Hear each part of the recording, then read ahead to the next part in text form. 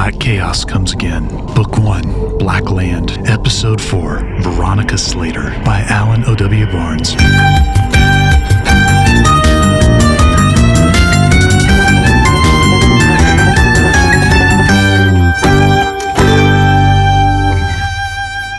Oscar smiled at me. Caitlin, I wholeheartedly approve of you worshiping a sex goddess. He indicated the nearby sign explaining who Bast was and why she was important to this exhibit. Bast was an Egyptian cat goddess. She was the warrior daughter of Ra, associated with home, domesticity, women's secrets, cats, fertility, childbirth, and sensuality.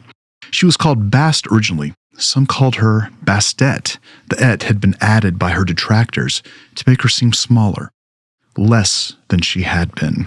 I turned quickly to hide my flushed face, certain it was an uncomfortable shade of crimson.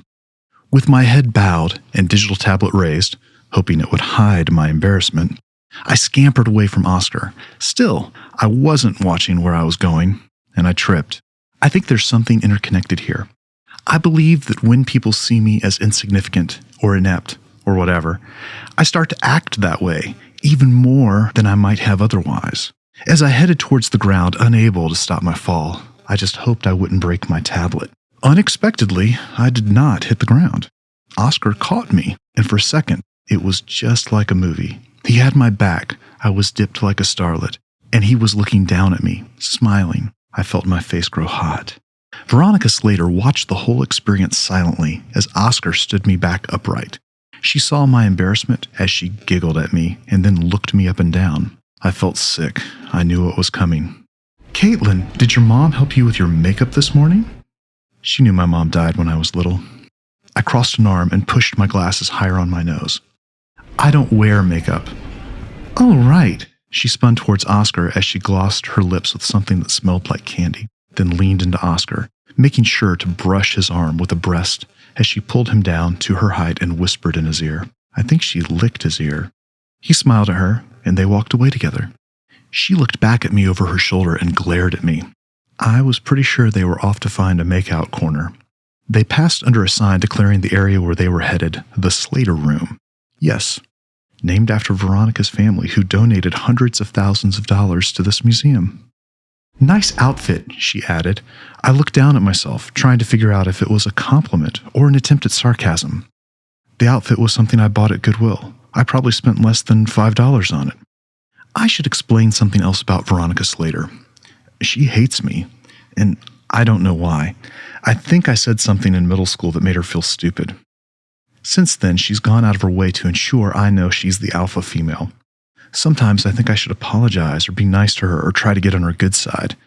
Then I remember these moments, and all I want to do is scream at the universe for letting a girl like her own the world in a way I will never possess anything in my life.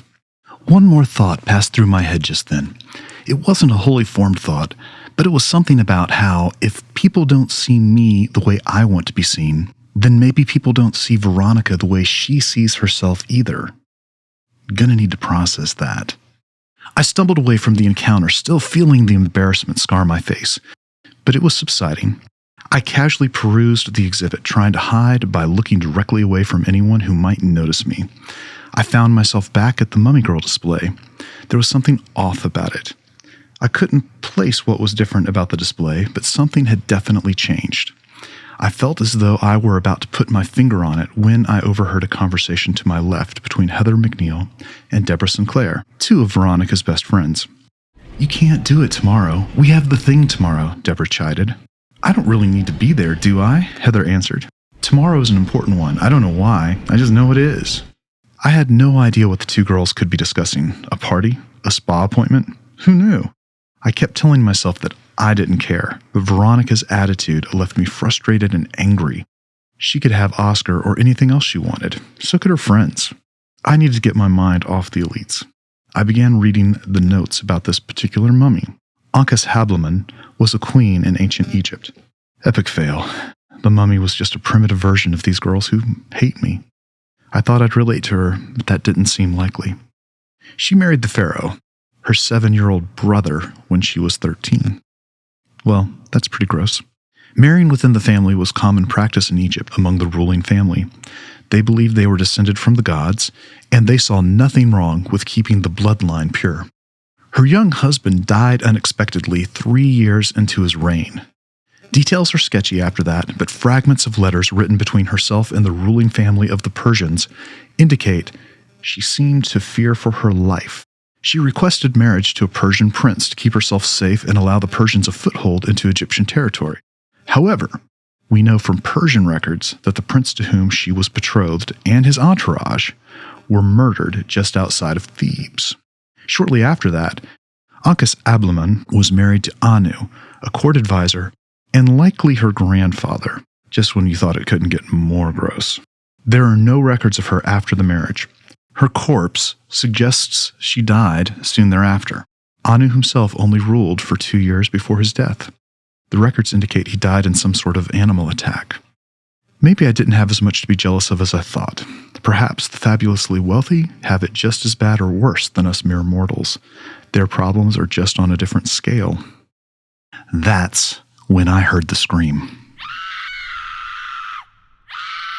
You know the screams you hear in movies when the damsel gets killed by the monster? There's something clinical about those screams. They are amplified, perfectly recorded, and therefore surreal. When you hear one in the real world, a scream that contains all the terror of a soul about to be extinguished, a voice that creeps around the corners of the walls so that one has no idea where it came from, that scream is the most terrifying sound I think one can experience. Everyone turned to see what was wrong. I was running on instinct toward the scream. I don't know why I ran toward the scream. That's the sort of thing the stupid people do in horror movies while everyone in the theater screams at the screen. Don't go that way, stupid, or you'll be next. Despite knowing that I might be the next screamer at this museum, I think I subconsciously knew that whatever caused that scream was a story more significant than the one Mr. Phelan just gave Oscar. I intuited that this was my big break, and the thing that could make people see me. But that's when I saw her. The second dead body I've ever seen. But this one wasn't mummified. It wasn't skillfully wrapped in bandages, hiding the dead flesh. At first, it was just an arm. I didn't know whose arm, but it was sliced up like someone had taken a tiny knife to it and cut this person, 100 times. She lay on her stomach, and based on the amount of blood under the body, I suspected the wound that killed her faced the ground. As I stared, I realized this was not a series of knife wounds. The cuts were lined in neat rows of 3 or 4 slices, evenly spaced next to one another, like long, deep animal scratches. Then I saw the rest of it. Her. I think it's easier to think of it as an it, rather than thinking about the her that was in that body just a few minutes ago. Veronica Slater may have been a little ditzy and a lot mean to me, but she didn't deserve to be sliced up with tiny, precise knife wounds all over her body. No one does. I screamed for Mr. Phelan, or security, or some responsible adult to come help her, even though I knew no one would ever be able to help her again. I would never be able to make amends for whatever slight I caused her that hurt her so deeply she needed to get me back every day she thought I may possibly claw my way out of high school obscurity. I scanned the crowd, but Oscar was nowhere to be seen. It occurred to me that he was probably the last person to see her alive, but I was the first to see her dead. As I searched for Oscar in the crowd, my eyes passed over the mummy exhibit, and I noticed something different. The mummy cat was gone.